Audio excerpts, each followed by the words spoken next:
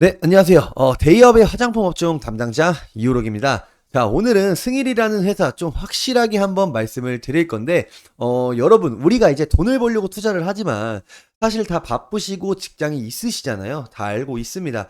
좀 실상 다양하고 이런 중요한 정보들은 여러분들이 놓치기가 일상이실 거예요.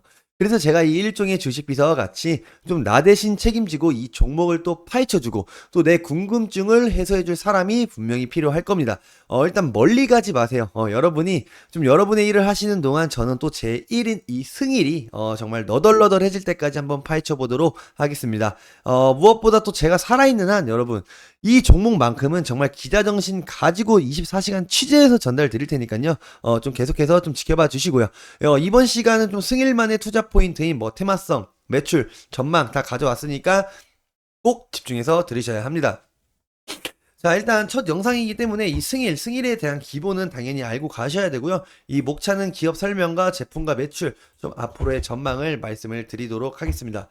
일단 여러분 이 승일은요, 일단 윤석열 관련주로도 좀 많이 엮여서 부각을 한번 받았었고 현재는 이제 화장품 관련 테마에 엮여 있는 기업이기도 합니다. 자, 그리고 승일이 지금 현재 하고 있는 사업은 이 에어졸과 일반관 사업을 주로 하고 있고요. 일단 이 국내 에어졸 사업 시장 점유율 1인 기업입니다. 예. 그러니까 에어졸 사업은 다 이승일이 먹고 있다. 이렇게 좀 생각을 하시면 될 것 같고요. 여기서 화장품 에어졸을 또 생산을 하고 있어서 이 화장품 테마로 엮여 있다. 이 정도만 좀 체크하고 넘어가시겠습니다. 자, 그럼 여기서 여러분 이 에어졸이 뭐냐, 이 에어졸이 뭐냐라고 하시는 분들이 있기 때문에 제가 간단한 사진과 함께 좀 간단하게만 짚고 말씀을 드릴 건데요. 그러니까 우리가 흔히 쓰는 그 스프레이 제품이 에어졸이라고 조금 생각을 하시면 될 것 같아요. 일단 스프레이 내부 구조까지 제가 가져왔기 때문에 좀 더 이해가 쉬울 거다라고 좀 말씀을 드리고 싶고요. 일단은 예를 들어서 또 화장품 안에 성분들이 혼합해 있다가 이제 사용할 때 좀 분무 형태로 분사가 되는 걸 좀 도와준다. 좀 이런 게 이런 게 좀 에어졸이다. 이렇게 좀 생각을 하시면 될 것 같고요. 화장품 제품으로는 미스트가 있고요. 또 이제 스프레이 제품들을 그다음에 또 선크림도 있을 거고. 네.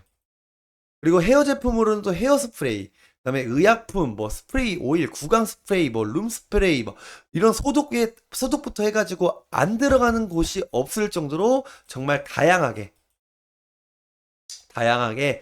쓰이고 있다. 이렇게 좀 체크를 하시면 될 것 같고요. 한번 생각을 해보세요. 얼마나 시장이 클지 한번 생각을 해보시면 될 것 같습니다.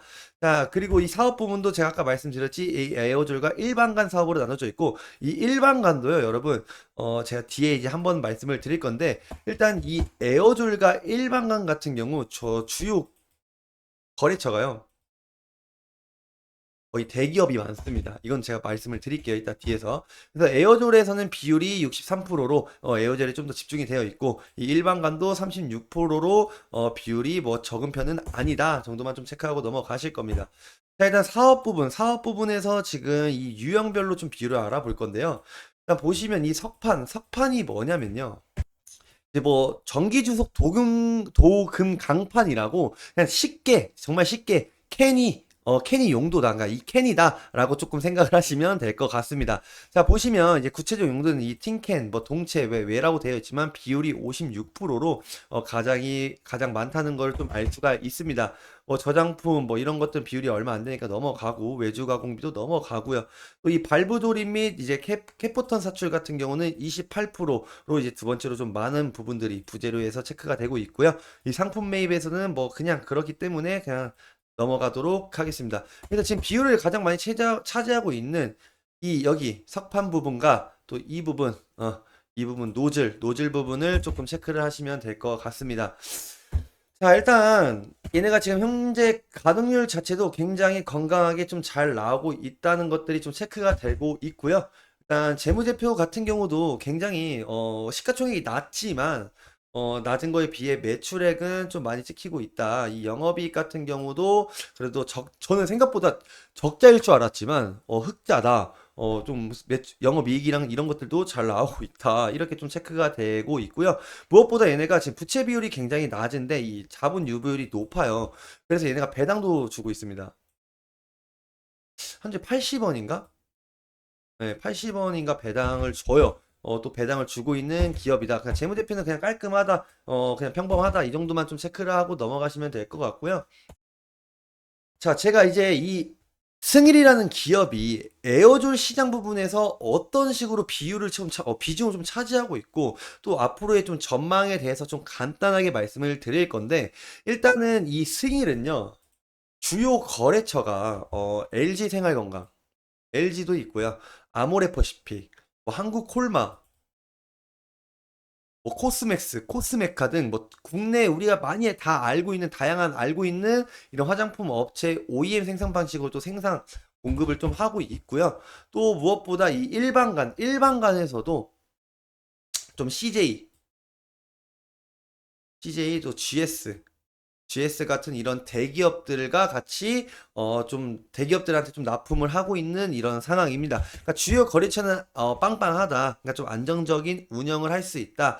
그리고 에어졸 이 에어졸 시장을 좀 간단하게 말씀을 드리면요. 앞으로 스프레이든 뭐든 사실 좀 미세하게 우리의 피부에 녹아들 수 있는 것들을 도와줄 수 있는 부분들이다 보니까 이 점점 시장에 좀 더 부각을 받고 커질 수밖에 없다. 그냥 이제 뭐 이렇게 해서 바르는 것보다 사실 스프레이 제품을 많이 선호하시는 분들이 굉장히 또 많습니다. 또 무엇보다 지금 현재 우리나라에 대한 시장 점유율만 이승일이 압도적으로 지금 가져가고 있고요. 또 이거를 토대로 해서 일본